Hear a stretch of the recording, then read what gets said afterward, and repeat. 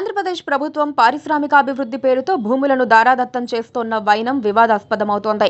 ప్రపంచ ప్రఖ్యాత ఐటీ కంపెనీలను రాష్ట్రానికి రప్పించేందుకు అంటూ కొత్త పారిశ్రామిక విధానాన్ని ప్రకటించింది. ఈ విధానం కింద ఎకరా భూమిని కేవలం 99 పైసల నామమాత్రపు లీజు ధరకు కేటాయిస్తారు.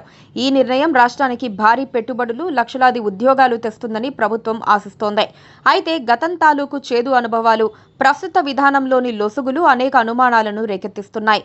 ప్రభుత్వం తెచ్చిన టెక్ హబ్ పాలసీ 4.0 ప్రకారం విశాఖపట్నం, అమరావతి, తిరుపతి నగరాల్లో భూములు కేటాయిస్తారు. ఫార్చ్యూన్ 500, ఫోర్బ్స్ గ్లోబల్ జాబితాలో ఉన్న పెద్ద ఐటీ సంస్థలు మాత్రమే ఇస్తామని చెబుతున్నారు. కంపెనీలు 3 ఏళ్లలో కనీసం 3,000 ఉద్యోగాలు సృష్టించాలనేది ప్రధాన షరతు. బెంగళూరు, హైదరాబాద్ వంటి ఐటీ నగరాలతో పోటీపడి రాష్ట్రాన్ని ఒక ప్రధాన టెక్ హబ్గా మార్చాలన్నది ప్రభుత్వ లక్ష్యం. ఇప్పటికే టీసీఎస్, కాగ్నిజెంట్ వంటి సంస్థలకు భూములు కేటాయించారు. ఈ పథకం చూడటానికి ఎంత ఆకర్షణీయంగా ఉన్నా గతం కొన్ని తీవ్రమైన గుణపాఠాలను గుర్తు చేస్తోంది. గతంలో ఉమ్మడి ఆంధ్రప్రదేశ్లో వేల ఎకరాల భూముల్ని పరిశ్రమలకు కేటాయించారు. ఈ కంపెనీలు ఉద్యోగాలు సృష్టించడంలో దారుణంగా విఫలమయ్యాయి. 5.93 లక్షల ఉద్యోగాలు వస్తాయని చెబితే వచ్చింది కేవలం 26,000 మాత్రమే అని లెక్కలు తేలాయి. చాలా కంపెనీలు భూములను తీసుకుని రియల్ ఎస్టేట్ వ్యాపారం చేశాయి. లేపాక్షి నాలెడ్జ్ హబ్ అనే సంస్థ పరిశ్రమ పెట్టకుండానే 4,397 ఎకరాల భూమిని బ్యాంకుల్లో తనఖా పెట్టి 790 కోట్ల రుణాలు పొందింది. ప్రస్తుత విధానంలో కూడా కొన్ని లొసుగులు కనిపిస్తున్నాయి. విశాఖపట్నంలో ఉర్సా క్లస్టర్స్ అనే సంస్థకు 60 ఎకరాల భూమిని కేటాయించడంపై వివాదం చెలరేగింది. ఆ సంస్థకు ఐటీ రంగంలో ఎలాంటి అనుభవం లేదని, అది ఒక బినామీ కంపెనీ అని ఆరోపణలు వస్తున్నాయి. ఇది గతం పునరావృతమవుతుందేమోనన్న ఆందోళనలను బలపరుస్తోంది. కంపెనీలు చెప్పినన్ని ఉద్యోగాలు ఇవ్వకపోతే ఏం చెయ్యాలి, భూమిని దుర్వినియోగం చేస్తే ఎలాంటి చర్యలు తీసుకోవాలి అనే విషయాలపై విధానంలో స్పష్టత కొరబడింది. రాష్ట్రంలో తీవ్ర నిరుద్యోగ సమస్య ఉంది.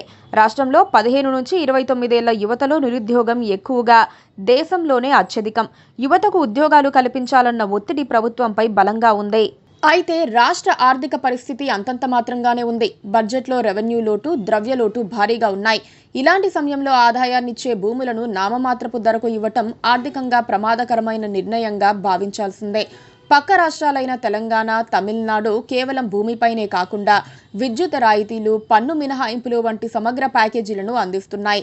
ఆంధ్రప్రదేశ్ మాత్రం కేవలం భూమి అనే ఒకే ఒక అస్త్రంపై ఆధారపడటం వ్యూహాత్మక లోపంగా కనిపిస్తోంది. ప్రభుత్వం ఈ విధానాన్ని విజయవంతం చేయాలంటే కఠినమైన నిబంధనలు పెట్టాలి. ఉద్యోగాల లక్ష్యాలను చేరుకోని కంపెనీల నుంచి భూమిని వెనక్కి తీసుకునేలా చట్టంలో స్పష్టమైన క్లాజులు చేర్చాలి. భూ కేటాయింపుల ప్రక్రియను అత్యంత పారదర్శకంగా నిర్వహించాలి. లేకపోతే ఈ 99 పైసల పందెం రాష్ట్ర భవిష్యత్తుకు మేలు చేసే బదులు విలువైన భూములను బలి తీసుకునే ప్రమాదం ఉంది. ఆశయం గొప్పదే అయినా జవాబుదారీతనం లేకపోతే అది ఆవిరైపోతుంది. అప్పుడు నష్టపోయేది ఆంధ్రప్రదేశే.